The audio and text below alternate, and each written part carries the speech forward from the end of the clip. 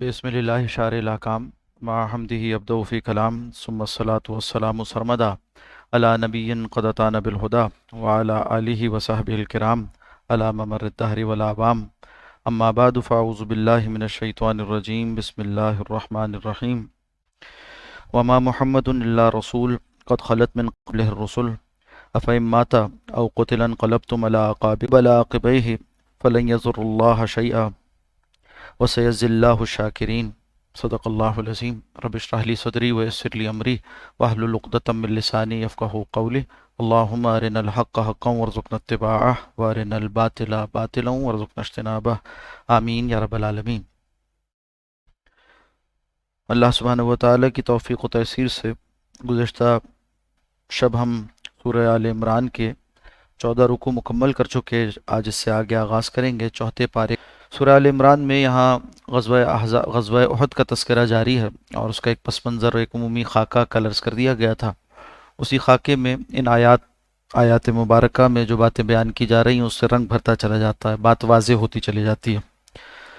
एक मरहला जिस मौके पर मैदान उहद में ये अफ़वाह उड़ गई कि सरकार दो आलम सल्लल्लाहु अलैहि वसल्लम को शहीद कर दिया गया, और इस बात को सुनकर बहुत से साहबा इकराम वो भी जी हार बैठे थे, परेशान हुए इससे।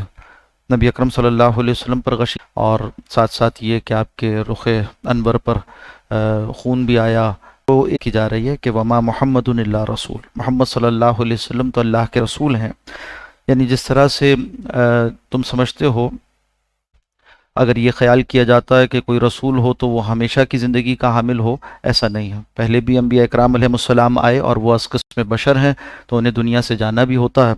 वमा मुहम्मदुन इल्ला रसूल, मोहम्मद नहीं है मगर एक रसूल सल्लल्लाहु अलैहि वसल्लम। क़द ख़लत मिन क़ब्लिहिर रुसुल, इनसे पहले भी कई रसूल हो गुज़रे हैं, यानी दुनिया में आए थे, अपने अरसा हयात को मुकम्मल किया और फिर अपनी दुनियावी ज़िंदगी से वो पर्दा फरमा गए।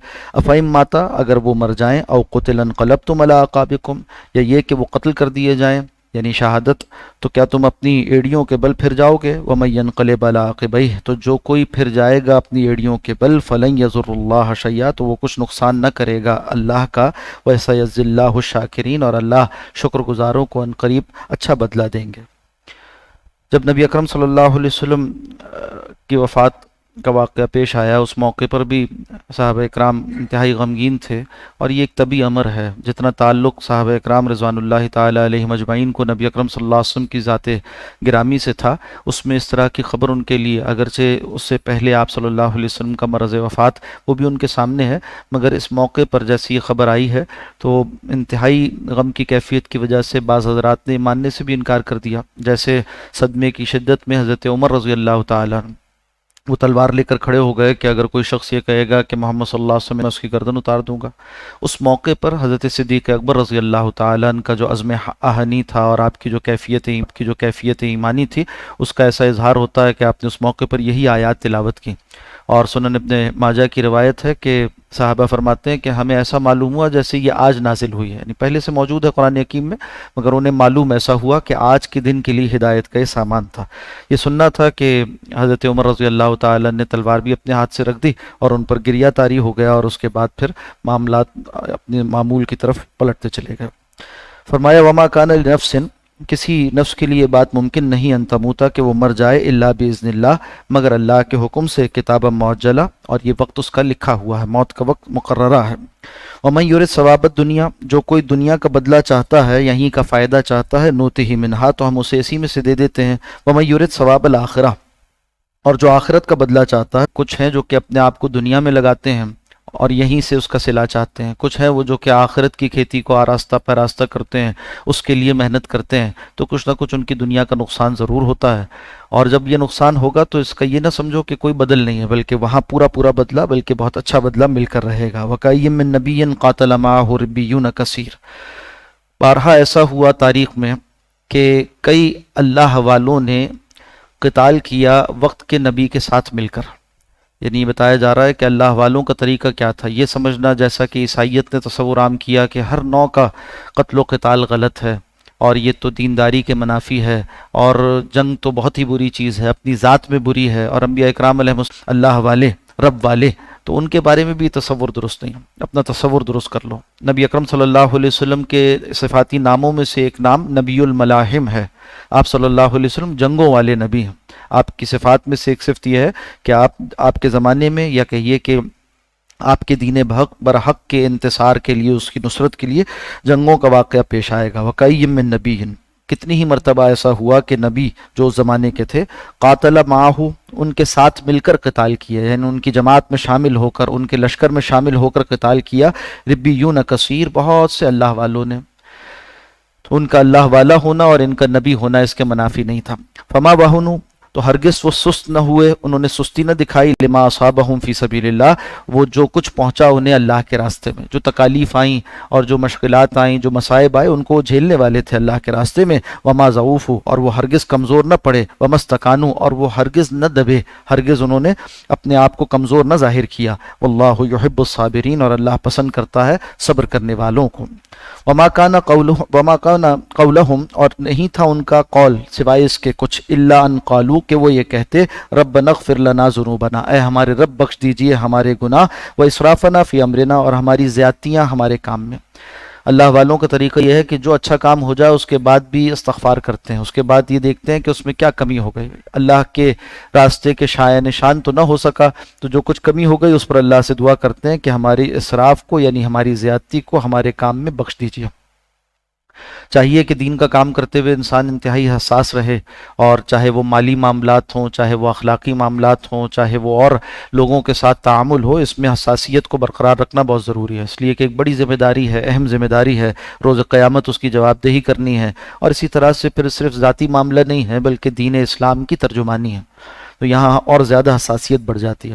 تو جتنی حساسیت ہوتی ہے اتنا پھر انسان اپنے آپ کو عاجز بھی جانتا ہے اور اللہ سے مانگتا ہے. جب اللہ سے مانگتا ہے تو اللہ کی مدد شامل حال ہوتی ہے، اور پھر بڑے بڑے کام آسان ہو جاتے ہیں. تو یوں دعا کرتے ہیں، اور چاہیے کہ ہر دین کا خادم وہ یوں دعا کیا کرے کہ ربنا اغفر لنا ذنوبنا و اسرافنا فی امرنا، اے اللہ ہمارے گناہ بخش دے اور ہماری جو کمیاں، کوتاہیاں، زیادتیاں ہو گئیں اپنے کام میں، اس دین کے کام میں. امرنا سے مراد ہمارا کام ہے، دین کا کام ہے.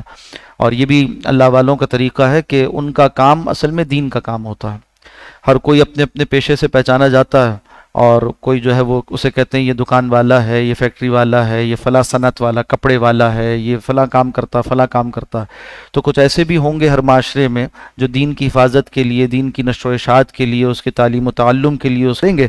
تو ان کا امر، اور اللہ ہمارے قدم آخرہ، اور ساتھ ساتھ آخرت کا بھی بہترین بدلہ اللہ انہیں عطا فرماتے ہیں. واللہ یحب المحسنین، اللہ پسند فرماتے ہیں احسان کرنے والوں کو. یا ایھا الناس، یا ایھا الذین آمنوا، اے لوگوں جو ایمان لائے ہو، ان تطیعوا الذین کفروا، اگر تم اطاعت کرو گے، بات مان جاؤ گے ان لوگوں کی جنہوں نے کفر کیا، یردوکم علی اعقابکم، تو وہ تمہیں لوٹا دیں گے تمہاری ایڑیوں کے بدلے. یعنی جہاں سے تم آئے ہو، کفر کا راستہ چھوڑ کر اسلام میں آئے ہو، وہ چاہتے ہیں واپس تمہیں وہیں لے جائیں. فتنقلبوا خاسرین، اگر تم گئے، یہ واپس جانا تمہارا یہ تو پھر انتہائی خسارے والا ہوگا. فتنقلبوا خاسرین، پھر تم پلٹو گے خسارہ پانے والے ہو کر. بل اللہ مولاکم، بلکہ اللہ تمہارا کارساز ہے. وہو خیر الناصرین، اور وہ بہترین مددگار ہے. سنلقی فی قلوب الذین کفروا الرعب، ان قریب ہم ڈال دیں گے کافروں کے دلوں میں ایک رعب. یہ آپ صلی اللہ علیہ وسلم کا خاصہ بھی ہے، اور آپ صلی اللہ علیہ وسلم کے سچے جانشینوں کا اور امتیوں کا خاصہ بھی ہے. نبی اکرم صلی اللہ علیہ وسلم نے جو اپنے خواص بتلائے، حدیث مبارکہ مسند احمد کی روایت ہے، اس میں فرمایا کہ نصرت بالرعب مسیرۃ شہر، جب میں کسی سمت میں سفر کرتا ہوں دشمن کے بالمقابل، تو 1 مہینے کی مسافت ہوتی ہے مجھ میں اور اس دشمن میں، اور اللہ سبحانہ و تعالیٰ ان کے دلوں میں میرا رعب ڈال دیتے ہیں. اور اسی طرح کے واقعات آپ کو سیرت میں نظر آئیں گے. اور خاص طور پر جو تبوک تک آپ نے سفر فرمایا، اس میں اس وقت کی سپر پاور اس کو للکارا گیا، مگر اس کے باوجود اس کے دل میں رعب پڑ گیا، اور وہ جانتا تھا کہ موجود رہے، پھر واپس تشریف لائے. تو فرمایا کہ ان قریب ہم کافروں کے دلوں میں رعب ڈال دیں گے. اور اسی طرح اہل ایمان کا بھی اللہ نے رعب ڈال دیا. شرط یہ ہے کہ وہ واقعیت پیروکار ہوں اور آپ صلی اللہ علیہ وسلم کے طریقے پر چلنے والے ہوں. رعب ہے مشرکین کی نسبت سے، وہ کیا ہے؟ فرمایا بما اشرکوا باللہ ما لم ینزل بہ سلطانہ، کمزوری کا اور رعب میں مبتلا ہو جانے کا سبب کافروں کے لیے وہ یہ ہے کہ انہوں نے شریک ٹھہرایا اللہ کے ساتھ ان چیزوں کو جن کے بارے میں اللہ نے کوئی دلیل نازل نہیں فرمائی، کوئی سلطان ان کے پاس نہیں. جب آدمی मजबूत मौक़िफ़ पर होता है तो साबित कदम रहता है, और जब कमज़ोर दलाइल पर खड़ा हो या उसके पास दलाइल न हो या ख़ुद वो अपनी जान के साथ ख़यानत कर रहा हो, अपने जी में ख़यानत कर रहा हो, तो मजबूत नहीं रह सकता। तो काफिरों का तरीका चूँकि झूठ पर मबनी है और शिरक चूँकि एक बेअसल बात है, इसलिए उनके ऊपर उनको कोई सबात हासिल नहीं है। इनके बिलमुकाबिल तौहीद वालों को सबात हासिल है। व मावाहुमुन्नार, और उनका ठिकाना आग है। व बिअस मस्वल ज़ालिमीन, और ये ठिकाना बुरा है जालिमों के लिए। वलक़द सदक़कुमुल्लाहु वादहु, और तहक़ीक़ अल्लाह ने सच कर दिखाया अपना वादा जो उसने तुमसे किया था। इस्तहुस्सूनहुम बिइज़्निह, जब तुम काट रहे थे काफिरों को बुरी तरह से, यानी उनके सर कलम कर रहे थे, उनके हाथ पैरों पर ज़रब लगा रहे थे। ये क्या था माजरा? कैसे, जैसे कि कल अर्ज़ किया गया कि ग़ज़वा उहद में अव्वल वाहले मुसलमान जब हमलावर हुए तो ग़ालिब रहे और पसपा कर दिया काफिरों को, बुरी तरह से उन्हें भगा दिया, बावजूद इसके कि उनकी तादाद इनसे 3 गुना से भी ज़्यादा थी। बावजूद इसके तो अल्लाह ने जो वादा किया था कि फ़रिश्तों की नुसरत होगी और ये कि तुम ग़ालिब रहोगे, वो तो पूरा हो गया अव्वल वाहले में। उसके बाद जो कुछ हुआ उसमें एक कोताही थी वक्त की, जिसकी वजह से फिर तुम्हें नुकसान उठाना पड़ा आर्जी। अल्लाह के हुक्म से काफिरों को काट रहे थे, हत्ता इज़ा फशिलतुम, यहाँ तक कि तुम पस्त हिम्मत हो गए, व तनाज़अतुम फिल अम्रि, और तुमने अपने मामले में झगड़ा किया, नज़ा किया, व असयतुम मिन बादि मा अराकुम, बाद इसके कि तुम्हें दिखला दिया गया, मा तुहिब्बून, वो जो तुम्हें पसंद था। मा तुहिब्बून से क्या मुराद है? तो जलालैन में है कि मा तुहिब्बून मिन अन्नस्र, जो तुम्हें पसंद चीज़ थी वो असल में फतह थी, कामयाबी तुम्हें नज़र आ गई। अब जब फतह हो गई तो अब तुम हल्के पड़ गए, तुमने ख्याल किया कि शायद इसी वक्त तक सब्र करना था, इसी वक्त तक डटना था, हालांकि इसके बाद भी अभी इम्तिहान जारी था। और फिर इसी तरह से क्या हुआ? इख्तिलाफ किया तुमने। तनाज़अतुम फिल अम्र, अमर में तनाज़ा कहाँ हुआ? वो जो हज़रत अब्दुल्लाह बिन जुबैर रज़ी अल्लाह ताला अन्हु के साथ तीरंदाजों का दस्ता था, वहाँ ये इख्तिलाफ हो गया। कुछ कहने लगे कि फ़तह तक का वाक़या था, अब तो हो चुकी फ़तह, अब हमें चलना चाहिए। बाकी कहने लगे कि नहीं, आप सल्लल्लाहु अलैहि वसल्लम ने फरमाया था कि यहीं पर रहना है, कुछ भी हो जाए, तो हमें इख्तिलाफ नहीं करना, तुम्हें इख्तिलाफ नहीं करना चाहिए था। वहाँ पर तुमने नज़ा किया, उसका नतीजा ही निकला असयतुम मिन बादि, और नाफरमानी की, यानी जो हुक्म दिया था तुम्हें तुम्हारे मकामी कमांडर ने, उसकी तुमने नाफरमानी की, और उसका फिर खमियाजा ये भुगतना पड़ा कि वक्ती शिकस्त से 2-4 हुए और 70 मुसलमान शहीद हो गए। फरमाया मिनकुम मैं युरीदु दुनिया, तो दिया उन काफिरों को तुमसे, अगरचे बास कम हिम्मत भी थे, मगर अल्लाह सुब्हानहू व तआला की नुसरत तुम्हारे शामिल हाल रही। तुम में से जिन लोगों ने उस वक्त दुनिया का इरादा किया, यानी माल गनीमत को लेना चाहा, तो अल्लाह सुब्हानहू व तआला ने उन्हें भी माफ़ फरमा दिया। आगे चल के तसरीह के साथ, वजाहत के साथ साहब इकराम की इस गलती की माफ़ी का ऐलान भी कुरान हकीम में कर दिया गया, ताकि किसी मुसलमान को, बाद आने वाले को, अपने दिल में कोई तंगी उनसे महसूस ना हो और उनके बारे में कोई गलत ख्याल ना करे। और ये भी वाक़यात उलमा ने लिखा कि दौर सहाबा इस एतबार से मुश्किल दौर भी था, जहाँ उनकी फजीलत बहुत है वहाँ ये एक मुश्किल भी थी कि बाज़ वाक़यात ऐसे पेश आए कि जिनको पेश आना ज़रूरी था ताकि बाद वालों के लिए रहनुमाई हो जाए। और इस तरह से साहबा इकराम रिज़वानुल्लाहि ताला अलैहिम अजमईन को अल्लाह सुब्हानहू व तआला ने मुख्तलिफ़ किस्मों के इम्तिहानों में मुब्तला किया। सुम्मा सरफ़कुम अन्हुम, अल्लाह ने उन काफिरों को तुमसे दूर कर दिया, लियब्तलियकुम, ताकि वो तुम्हें आजमाए, वलक़द अफ़ा अन्कुम, और तहक़ीक़ तुम्हें माफ़ कर दिया, अल्लाह ने माफ़ कर दिया। हैं बहस व मुबाहसे का मौजू बनाते हैं, गलत बात है, जायज़ नहीं, नाजायज़ है। नबी अकरम सल्लल्लाहु अलैहि वसल्लम अपने मर्ज़ वफ़ात में एक मरतबा तशरीफ़ लाए, मस्जिद नबी में मिंबर पर तशरीफ़ फरमा हुए, और आपने फरमाया क्या तुम्हारे लिए मुमकिन नहीं है कि तुम मेरे लिए मेरे सहाबा को छोड़ दो? आपने सुना था कि बाज़ ने बाज़ के बारे में कुछ ऐसी बात की, तो फरमाया क्या मुमकिन नहीं है कि तुम इनको मेरे लिए छोड़ दो? ये नहीं फरमाया कि इनसे गलती नहीं हो सकती, वो भी अस किस्म बशर हैं और मासूम नहीं है, उनसे गलती हो सकती है, मगर उनकी गलतियों का तस्करा करना बाद वालों के लिए कोई सही तरीका नहीं है, इसलिए कि तुम्हारे ईमान का मदार उनके ऊपर एतमाद पर है। और इनके बारे में, सहाबा के बारे में अकीदा क्या है उम्मत का? क्या सहाबा तो फैसला दीन के बारे में हमेशा मबनी बर हक रहा है। उनकी कोई गवाही अगर उनके खिलाफ भी जाती थी तो उन्होंने वो दे दी। आप देखेंगे कुरान हकीम में भी, यानी कुरान तो हटा देते, मगर नहीं, अल्लाह ने इस किताब की हिफाजत का जिम्मा लिया और साथ साथ ऐसे लोगों को उसका जरिया बनाया जिन्होंने अपने खिलाफ गवाही को भी उसमें बाकी रखा। तो उनकी गवाही भी, उनकी सदाकत की गवाही, कुरान की हकानियत की गवाही। साथ साथ ये बात कि नबी अकरम सल्लल्लाहु अलैहि वसल्लम ने साहबा इकराम के बारे में ये नहीं फरमाया कि इनसे गलती नहीं हो सकती, ये फरमाया कि इनको मेरे लिए छोड़ दो। तो इन रिवायात को देखते हुए उम्मत ने ये बात अक्स की कि बार बार मुशाहदे में भी ये बात आई, रिवायात हदीस के मुताले से वाज़ेह होता है कि दीन के नकल करने में उन्होंने कहीं कोई कोताही नहीं की। تو اب اگر کہیں شخصی طور پر کوئی غلطی ہوئی بھی ہے تو اس کا تذکرہ کرنا خلاف ادب ہے. جیسے ایک ہونہار اولاد بیٹا، اس کا طریقہ کیا ہوتا ہے؟ اگر اس کے والد میں کوئی غلطی بھی ہو تو وہ اس کا اظہار نہیں کرتا، وہ اس کو اپنی زبان پر نہیں لاتا. ایک محدث جلیل القدر محدث گزرے ہیں، ان کے بارے میں ان سے ایک مرتبہ مسئلہ پوچھا گیا. جب مسئلہ اور ساتھ ساتھ ذکر کیا گیا کہ فلاں صاحب جو ہے وہ اس کی روایت کرتے ہیں، وہ روایت کرنے والے ان کے والد تھے. تو انہوں نے کہا کہ یہ دین کا مسئلہ ہے، مسئلہ تو اس طرح سے ہے، باقی فلاں راوی وہ ضعیف ہے.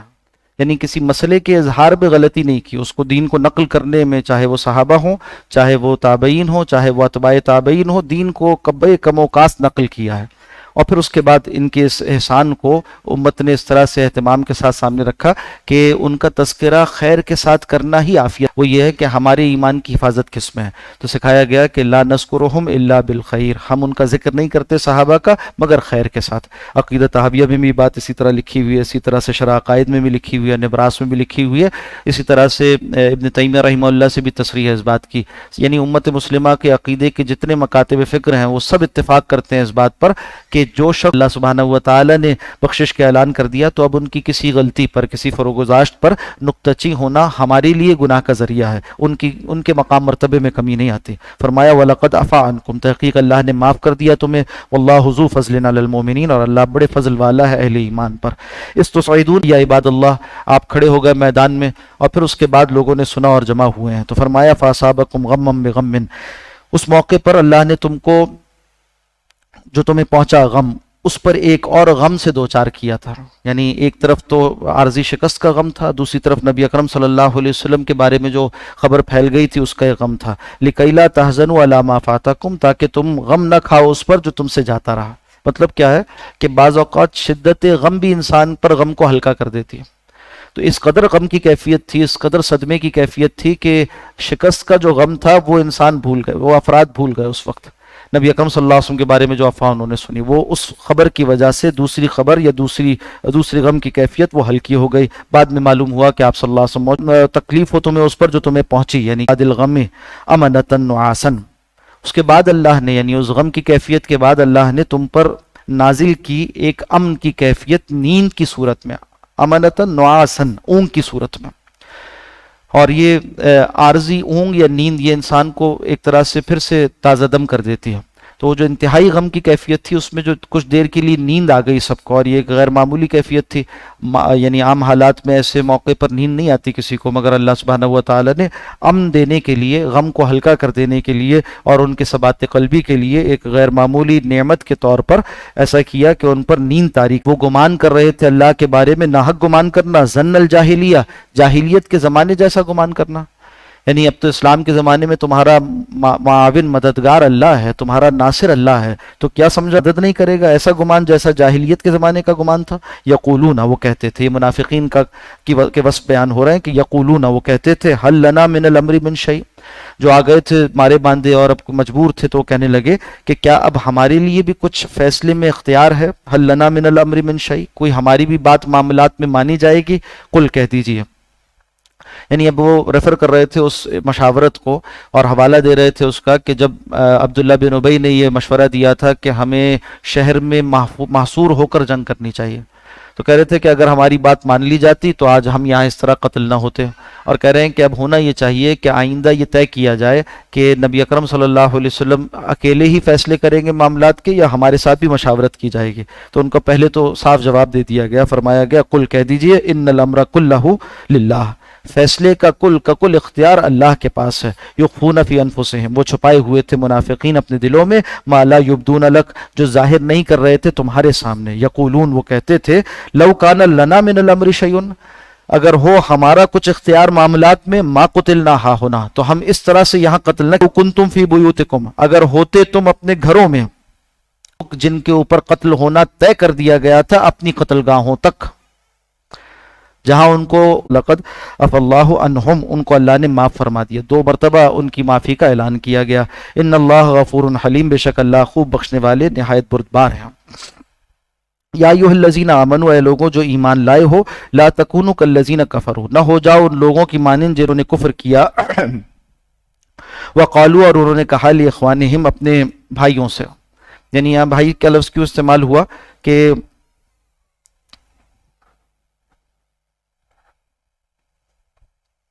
ہیں تو وہ کفر کرنے والے، مگر نصیحت ایسے کرتے ہیں جیسے حقیقی بھائی ہیں، تو اہل ایمان کو اپنی ہمدردی کا اظہار کرتے ہیں، اس لیے قرآن حکیم نے ان کو لفظ اخوان کے ساتھ ذکر کیا کہ وہ اصلاً بھائی تو نہیں ہیں اور نہ تمہارے خیرخواہ ہیں، مگر خیرخواہ بنتے ہیں تمہارے بظاہر۔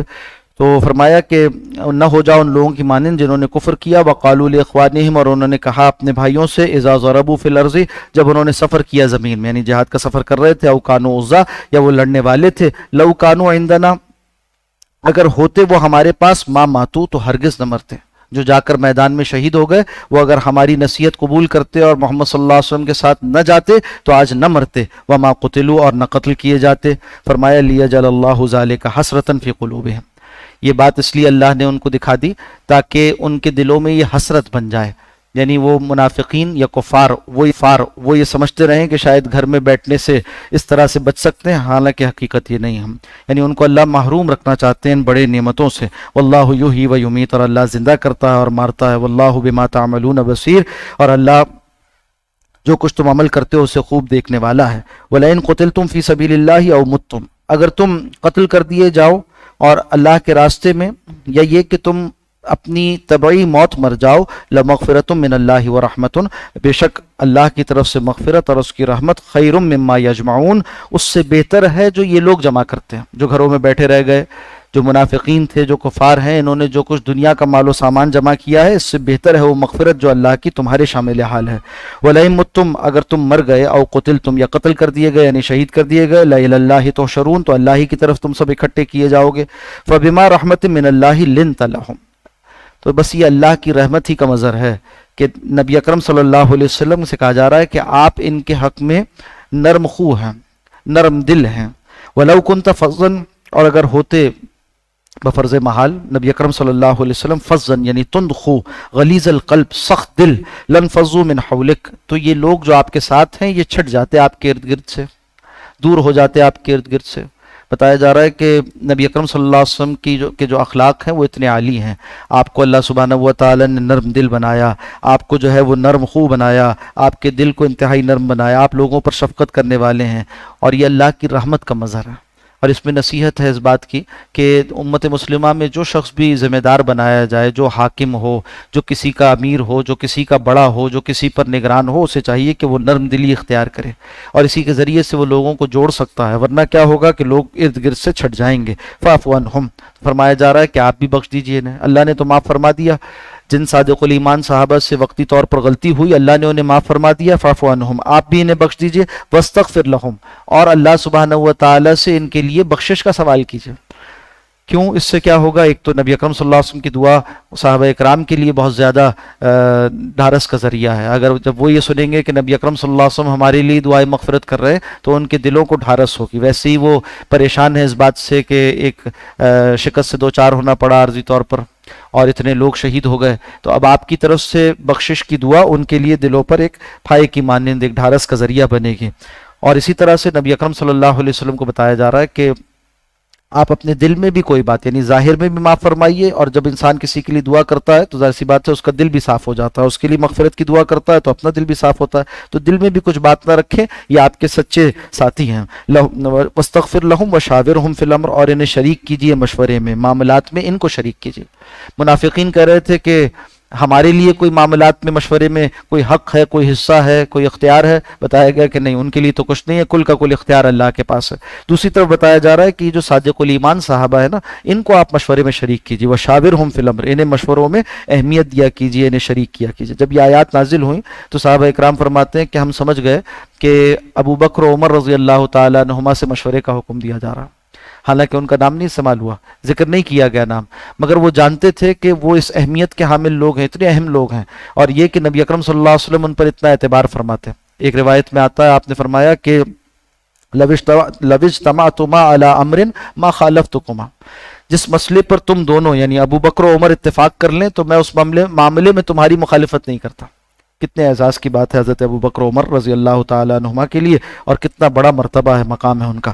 فرمایا فَإِذَا عَزَمْتَ، پس جب آپ پختہ عہد کر لیں یعنی پختہ عزم کر لیں، ارادہ کر لیں، فَتَوَكَّلْ عَلَى اللَّهِ، تو پھر اللہ پر توکل کیجیے۔ مشورے کی ترتیب بتا دی گئی صادق الایمان لوگوں کو شریک کرنا ہے، اور ان میں بھی درجہ بدرجہ جو زیادہ مشورے میں اہم لوگ ہیں، صاحب الرائے ہیں، ان کو شریک کیا جائے، جو تجربہ کار ہیں اور جن کی قربانی ہے، ایثار ہے، ان کو شریک کیجئے۔ پھر اس کے بعد فیصلہ آپ کے ہاتھ میں ہے۔ جب نبی اکرم صلی اللہ علیہ وسلم کوئی فیصلہ فرما دیں، اور بعد میں امت میں بھی ایسے ہی بتا دیا گیا کہ جو صاحب امر ہے جب وہ فیصلہ کر دے تو اسے چاہیے پھر اب اللہ پر توکل کرے، نتیجہ جو بھی نکلے۔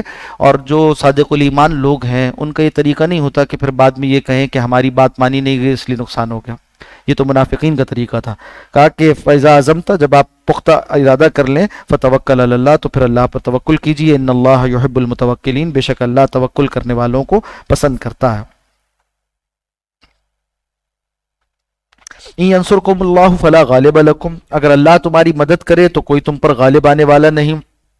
وَإِن يَخْذُلْكُمْ، اور اگر اللہ تمہیں بے یار و مددگار چھوڑ دے، فَمَنْ ذَا الَّذِي يَنصُرُكُم مِّن بَعْدِهِ، تو کون ہے جو اللہ کے بعد تمہاری مدد کو آئے، کون ہے جو تمہاری مدد کرنے والا ہے۔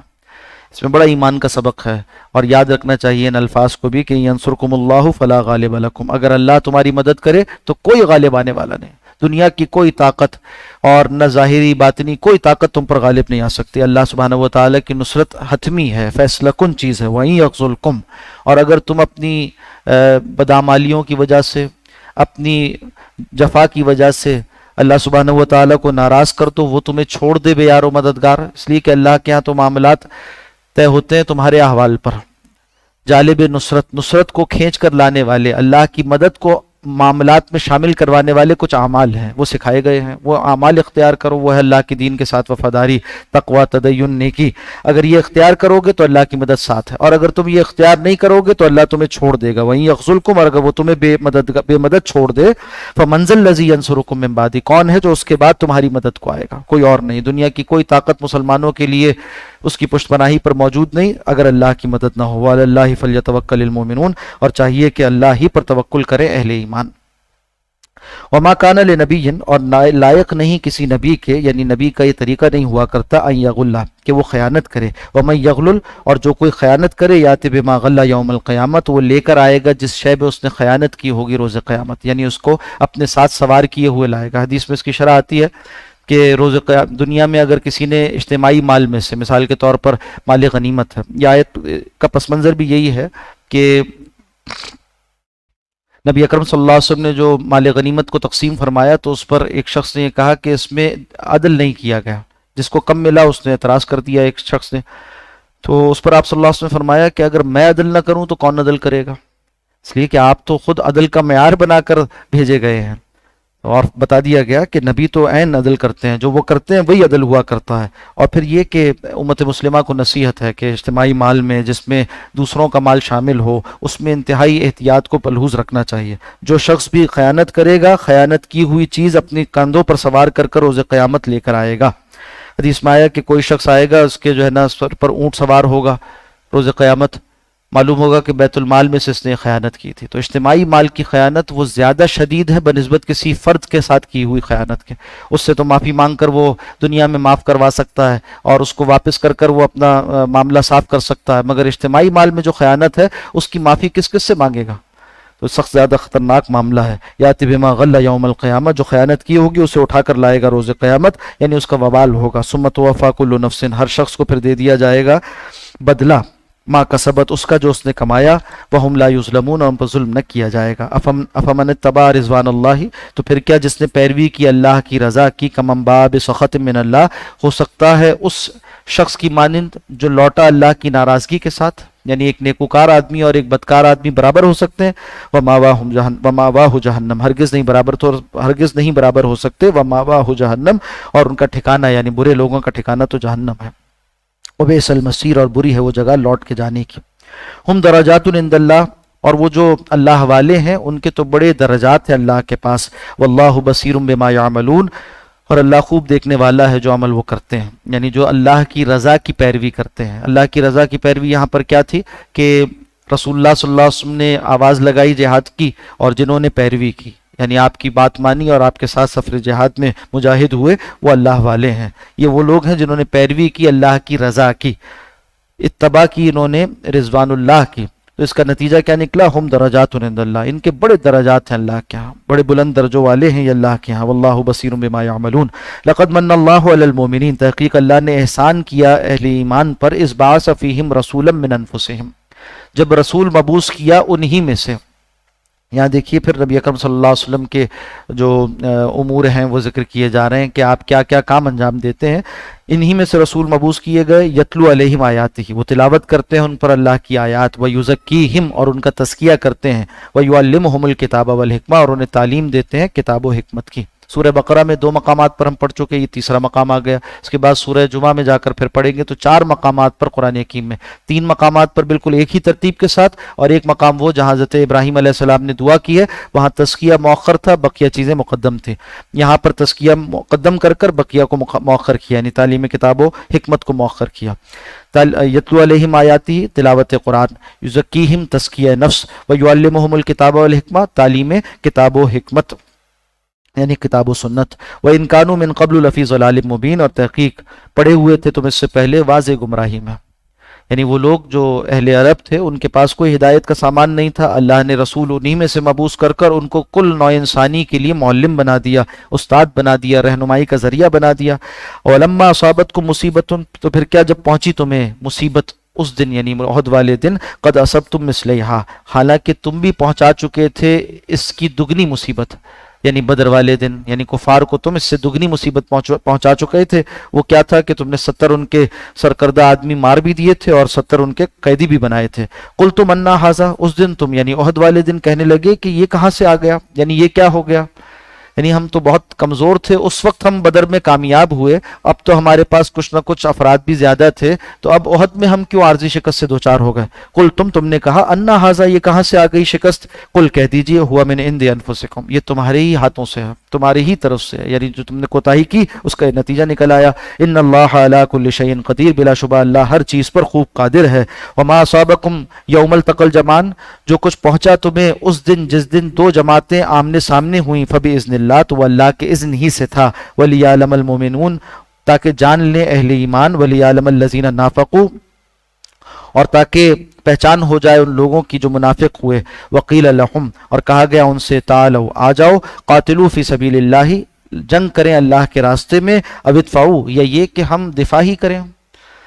کہا گیا تھا جو مدینے میں ساتھ بسنے والے تھے ان سے کہا گیا کہ ہمارے ساتھ آؤ، مل کر جنگ کرتے ہیں اور ساتھ رہتے ہیں مدینے کی بستی میں، اور یہاں حملہ ہوا ہے ایک ساتھ تو تمہارا ذمہ بنتا، اور جیسے کہ ان کے ساتھ معاہدہ بھی تھا تو چاہیے تھا اس موقع پر تو یہود بھی مل کر لڑتے ساتھ، اور ہوا یہ کہ وہ بھی دور رہے اور منافقین بھی دور چلے گئے۔ اس طرح سے کہا گیا کہ جب ان سے یہ کہا گیا تھا کہ آؤ ہمارے ساتھ قتال کرو یا یہ کہ دفاع ہی کرو مشترکہ دشمن کا، قالو، تو انہوں نے جواب دیا، لو نعلم قتالا، اگر ہم لڑنا جانتے، لتبعناکم، تو ضرور تمہارے ساتھ ہو لیتے۔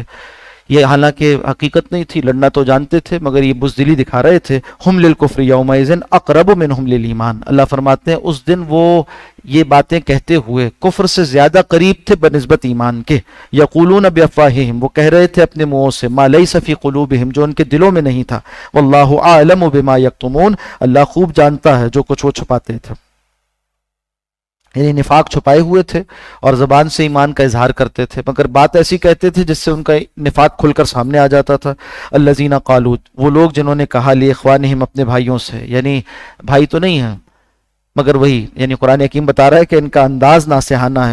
وقعدوا، اس حال میں وہ یہ کہہ رہے تھے جبکہ وہ خود بیٹھے ہوئے تھے، یہ حال، یہ واو جو ہے وہ حالیہ ہے، اس حال میں وہ یہ کہہ رہے تھے، قعدوا، جبکہ وہ خود بیٹھے رہنے والے تھے، لو اطاعونا، اگر تم ہماری اطاعت کرتے، ہماری بات مان لیتے، ما قتلوا، تو ہرگز قتل نہ کیے جاتے۔ قل، ان سے کہہ دیجئے، فادرؤوا عن انفسکم الموت ان کنتم صادقین، ذرا اپنی جانوں سے، اپنے اوپر سے موت کو ہٹا کر دکھاؤ اگر تم سچے ہو، یعنی جب تمہاری موت کا وقت آئے تو اگر بیٹھے رہنے سے موت دور ہو جاتی ہے تو اپنے گھروں میں تمہیں موت کیوں آتی ہے، جب تمہاری موت آئے تو اسے دور کر کر دکھا دینا اگر تم سچے ہو۔ وَلَا تَحْسَبَنَّ الَّذِينَ قُتِلُوا، ہرگز گمان نہ کریں ان کو جو قتل کیے گئے، فی سبیل اللہ امواتا، اللہ کے راستے میں، کہ وہ مردہ ہیں، بل احیاء، وہ تو زندہ ہیں، عند ربہم یرزقون، اپنے رب کے پاس سے رزق دیے جاتے ہیں۔ فرحین بما آتاہم اللہ من فضلہ، اور وہ خوش ہوتے ہیں اس پر جو کچھ اللہ نے انہیں عطا کیا ہے اپنے فضل میں سے، یعنی جو شہداء ہیں ان کی روحیں خوشیاں منا رہی ہوتی ہیں۔ حدیث میں آتا ہے کہ ان کو شہداء کے ساتھ یہ اکرام کیا جاتا ہے کہ ان کی روحوں کو جنت میں پہلے ہی داخلہ دے دیا جاتا ہے، اور وہاں وہ خوش ہوتے ہیں، اور پھر ساتھ ساتھ یہ کہ وہ اہل ایمان کے احوال سے بھی باخبر ہوتے ہیں، یہ بھی واضح ہو رہا ہے۔ وَيَسْتَبْشِرُونَ بِالَّذِينَ لَمْ يَلْحَقُوا بِهِم مِّن خَلْفِهِمْ، اور وہ خوشی محسوس کرتے ہیں ان کے لیے جو ابھی ان سے آ کر نہیں ملے، یعنی ان کے وہ نیک سیرت لوگ بھائی جو دنیا میں ابھی کام میں لگے ہوئے ہیں، یہ بعد میں ان کے پیچھے پیچھے آنے والے ہیں، انہی کے طریقے پر چل رہے ہیں، انہیں کہتے ہیں لا خوف علیہم ولا هم يحزنون، نہ ان پر کوئی خوف ہوگا نہ ان پر کوئی غم ہوگا۔ یستبشرون بنعمت من اللہ، وہ خوشی محسوس کرتے ہیں اس نعمت پر جو اللہ نے انہیں عطا کی ہے، وہ فضل، اور اس فضل پر جو اللہ نے ان کے معاملے میں کیا، وان اللہ لا یضیع اجر المؤمنین، اور بے شک اللہ سبحانہ و تعالی اہل ایمان کا مومنوں کا اجر ضائع نہیں کرتے۔ الذین استجابوا للہ والرسول، وہ لوگ کہ جنہوں نے کہا مانا اللہ کا اور رسول اللہ صلی اللہ علیہ وسلم کا۔ مفسرین نے لکھا کہ یہاں جس بات کا تذکرہ ہو رہا ہے یہ اگلے دن کا واقعہ، اور بعض تفسیری اقوال یہ بھی ہیں کہ اگلے سال کا واقعہ ہے، دونوں طرح سے واقعات نقل ہوئے۔ جب 70 صحابہ شہید ہو گئے، ایک طرف ان کی تدفین کا معاملہ ہے، اور پھر اس کے بعد مدینہ منورہ کی اس چھوٹی سی بستی میں ہر گھر سے جو ہے وہ ایک کہیے کہ غم کی فضا ہے، ہر گھر سے لوگ شریک ہوئے تھے، اور وہاں پر ایک غم کی فضا موجود ہے، اور پھر زخمی بھی موجود ہیں، نڈھال ہیں، سخت تکلیف سے گزرے ہیں اہل ایمان۔ اس موقع پر رسول اللہ صلی اللہ علیہ وسلم کو یہ خبر دی گئی، حضرت جبرائیل تشریف لائے اور آ کر عرض کی کہ یا رسول اللہ آپ زرہ اتار رہے ہیں، جبکہ ابھی فرشتوں نے تو زرہ نہیں اتاری، اور اللہ سبحانہ و تعالی یہ چاہتا ہے کہ تعاقب کیا جائے کفار کا۔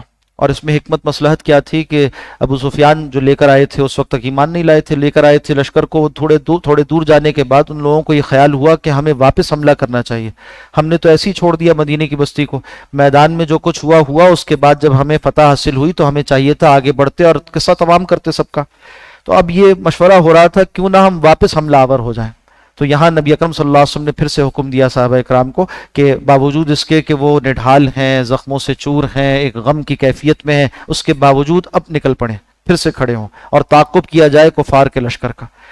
اور اسی طرح ہوا کہ اس ساری سختی کے باوجود، اس ساری کیفیت کے باوجود صحابہ اکرام کو جب حکم دیا گیا تو وہ کھڑے ہو گئے، اسی حال میں بھوک پیاس کا عالم بھی تھا اور تکلیف اور زحمت کا عالم بھی تھا، اس سب میں نکل کھڑے ہوئے۔ تو اللہ سبحانہ و تعالیٰ ان کی تعریف اضافی طور پر بیان فرما رہے ہیں۔ اور جب خبر ملی کفار کے لشکر کو کہ مسلمان ان کا تعاقب کر رہے ہیں تو وہیں سے وہ بھاگ گئے، اور ان کے اوپر اور رعب پیدا ہو گیا کہ دیکھو یہ اتنے نقصان اٹھانے کے باوجود بھی ان کی ہمتیں ابھی بھی اعلیٰ ہیں، بلند ہیں، پست نہ کر سکے ہم۔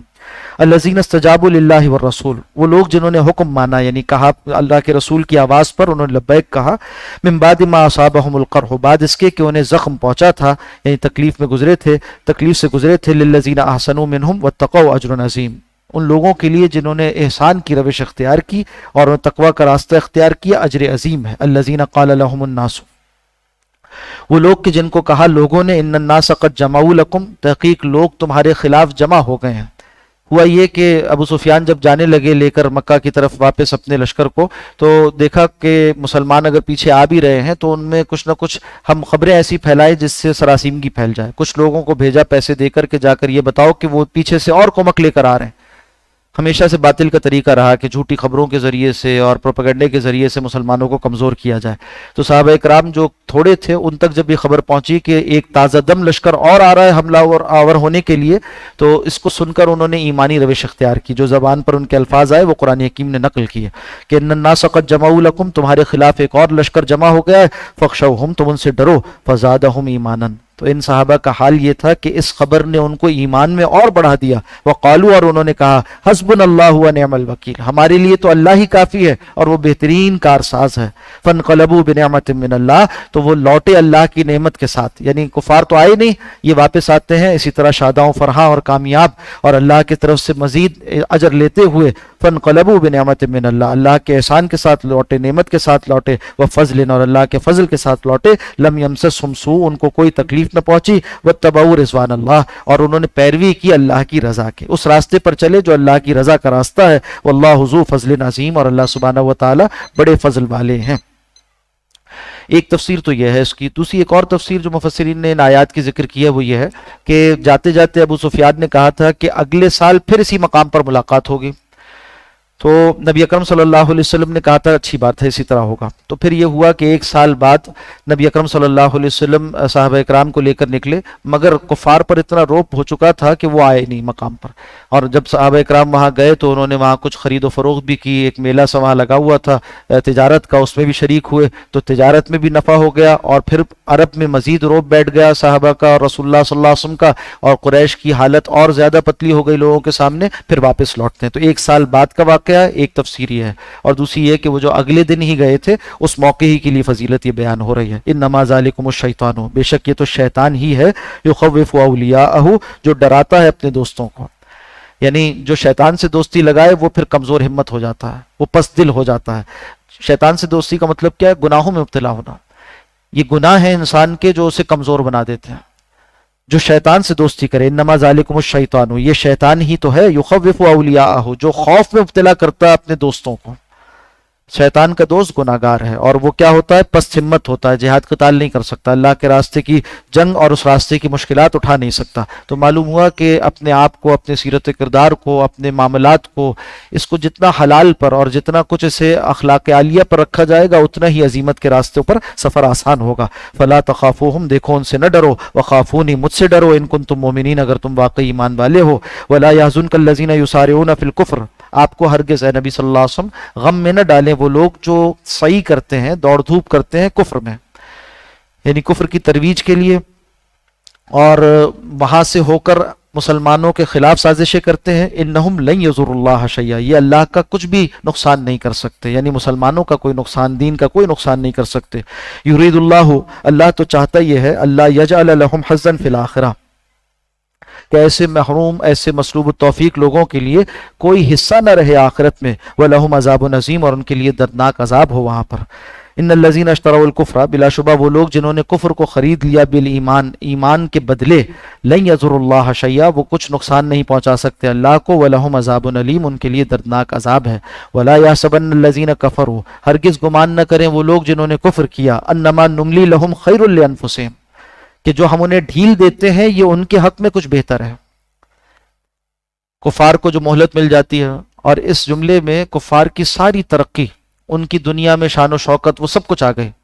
ہرگز گمان نہ کریں کافر لوگ کہ انہیں دنیا میں جو کچھ سامان دے دیا گیا، جو کچھ مہلت دے دی گئی، جو کچھ شان و شوکت اور عروج دے دیا گیا، یہ ان کے حق میں کچھ بہتر ہے، ہرگز نہیں۔ انما نملی لہم، بلا شبہ ہم تو انہیں مہلت دیتے ہیں، لیزدادوا اسمن، تاکہ وہ اپنے گناہ میں اور آگے بڑھ جائیں، ولہم عذاب مہین، اور آخرت میں ان کے لیے دردناک رسوا کن عذاب ہو۔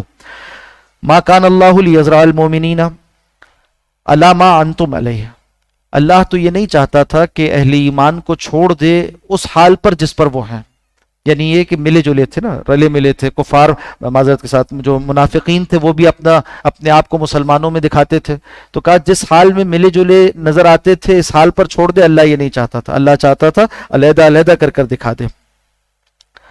حتی یمیز الخبیث من الطیب، یہاں تک کہ اللہ علیحدہ کر دے ناپاک کو پاک سے، خبیث منافقین ہیں ان کو علیحدہ کر دے، طیب یہ صحابہ اکرام ہیں، ساتھی ہیں رسول اللہ صلی اللہ علیہ وسلم کے، ان کو علیحدہ کر دے، ان کے درجات بلند کرے، اور ان کا نفاق، اس کا پردہ چاک کر دے منافقین کا۔ وما کان اللہ لیطلعکم علی الغیب، اللہ ایسا تو نہیں کرتا، یعنی سنت اللہ تو ایسی نہیں ہے کہ تمہیں مطلع کر دے غیب پر، یعنی بغیر اس جدوجہد کے۔ اب بتایا جا رہا ہے، ایک طرح سے کہیے ڈھارس بتائی جا رہی ہے کہ جو کچھ تمہیں نقصان اٹھانا پڑا اس جنگ میں، یہ بھی نقصان سے خالی، یہ فائدے سے خالی نہیں ہے۔ اس میں ایک فائدہ تو یہ ہوا کہ اللہ نے تم میں سے بعض کو شہادت کے اعلیٰ مرتبے عطا فرما دیے، تمہارے لیے اجر کا ذریعہ بن گیا، جو ڈٹ کر لڑے ان کے لیے اجر کا ذریعہ۔ ایک دنیاوی فائدہ بھی ہوا ہے، اور وہ یہ ہے کہ منافقین کا پردہ چاک ہو گیا، اور یہ تمہارے لیے زیادہ بڑی مصیبت تھے، اگر یہ تمہارے ساتھ رلے ملے رہتے، جلے ہوئے ساتھ رہتے تو یہ نقصان پہنچاتے رہتے اندر صفوں میں شامل ہو کر، اور اس جنگ کے ذریعے سے یہ ہوا کہ منافقین علیحدہ ہو گئے، اللہ یہ چاہتا تھا، اور اللہ کا طریقہ یہ نہیں ہے کہ کسی کے دل میں کیا ہے اس سے باخبر کر دے، تو اسی جدوجہد کے ذریعے سے یہ واضح ہو سکتا تھا، اور اسی کے ذریعے سے واضح کیا گیا۔ ما کان اللہ لیطلعکم علی الغیب ولکن اللہ یجتبی من رسلہ من یشاء، بلکہ اللہ پسند کر لیتا ہے، یعنی چن لیتا ہے اپنے رسولوں میں سے جس کو چاہتا ہے، ان کو تو غیب کی خبریں دیتا ہے۔ چنانچہ منافقین کون تھے، ان کے نام رسول اللہ صلی اللہ علیہ وسلم کو بتلائے گئے، اور آپ صلی اللہ علیہ وسلم نے بھی ایک صحابی رسول کو رازدار بنا کر یہ نام بتلا دیے تھے۔ حضرت خزیمہ رضی اللہ تعالیٰ عنہ کو.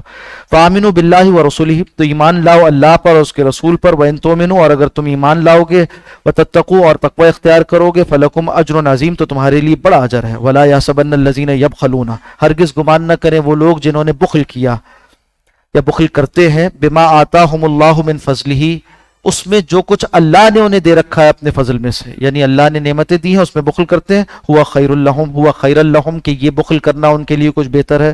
بل ہوا شر الہم، بلکہ یہ بخل ان کے لیے سراسر شر ہے. بخل کیا ہے؟ بخل کہتے ہیں شریعت کی اصطلاح میں وہاں کنجوسی کرنا جہاں خرچ کرنا بنتا ہو، شرن جہاں خرچ کرنا ضروری ہو، چاہے وہ اولاد پر خرچ کرنا ہو، چاہے وہ گھر بار پر ہو، چاہے وہ اپنے آپ پر ہو، چاہے وہ اللہ کے دین پر ہو. جہاں خرچ کرنا شرعن کسی کا حق بنتا ہے کہ اسے دیا جائے، وہاں نہ دینا یہ بخل ہے. اور اسراف کیا ہے؟ کہ جہاں خرچ کرنا نہ بنتا ہو وہاں پر بھی خرچ کرے، یا یہ کہ جتنا خرچ کرنا بنتا ہو اس سے زیادہ خرچ کرے. تو فرمایا گیا کہ جو لوگ بخل کرتے ہیں، اور منافقین بخل کرتے تھے اور وہ ترغیب کرتے تھے بخل کی لوگوں کو، کہتے تھے خود بھی خرچ نہیں کرتے تھے اور کہتے تھے خرچ نہ کرو، اس لیے کہ جب صحابہ اکرام دل کھول کر خرچ کرتے تھے اللہ کے راستے میں تو ان بخیلوں کا پردہ چاک ہوتا تھا، پتہ چل جاتا تھا کہ یہ مال کی محبت میں مبتلا ہیں. فرمایا گیا کہ یہ بخل کرنے والے ان کو اس کا نقصان ہوگا، یہ ان کے لیے شر ہے. کیسے نقصان ہوگا؟ سیطوقون ما بخلوا به یوم القیامہ، ان قریب ان کو طوق پہنایا جائے گا اسی چیز کا جس چیز کا یہ بخل کر رہے تھے روز قیامت. اس چیز سے کیا مراد ہے؟ اس کی شرح حدیث میں آئی ہے. نبی اکرم صلی اللہ علیہ وسلم نے فرمایا، حضرت ابو ہریرہ رضی اللہ تعالیٰ عنہ راوی ہیں، فرمایا کہ ایک شخص جس کو اللہ سبحانہ و تعالیٰ نے مال دیا اور وہ اس کی زکوٰۃ ادا نہیں کرتا، تو پھر روز قیامت اس کا وہ مال ایک اژدہے کی صورت میں آئے گا، اپنی بانچیں کھولے ہوئے، اپنا منہ کھولے ہوئے، اور بار بار جس طرح سے طوق پہنایا جاتا ہے اس طرح سے وہ اژدہا اپنی بانچیں کھول کر اس کے منہ کو اپنے اندر لیتا چلا جائے گا. اور یہ اصل میں اس قرآن حکیم کی آیت کی شرح ہے، اس لیے کہ آپ صلی اللہ علیہ وسلم نے یہاں آیت کا یہ ٹکڑا تلاوت فرمایا کہ سیطوقون ما بخلوا به یوم القیامہ. اللہ سبحانہ و تعالی ہم سب کی حفاظت فرمائے. زکوٰۃ کو ہلکا نہیں سمجھنا چاہیے، فرض عبادت ہے، اور اپنے مال کی زکوٰۃ حساب کتاب کر کر بر وقت ادا کرنی چاہیے. وَلِلَّهِ میراث السماوات والارض، اور اللہ ہی کے لیے ہے ملکیت آسمانوں اور زمین کی. واللہ بما تعملون خبیر، اور اللہ سبحانہ و تعالی خوب باخبر ہے اس سے جو تم کرتے ہو. یہاں پر روکتے ہیں، انشاءاللہ نماز تراویح 4 رکعات ادا کریں گے. قولوا قولی ھذا واستغفر اللہ لی ولکم.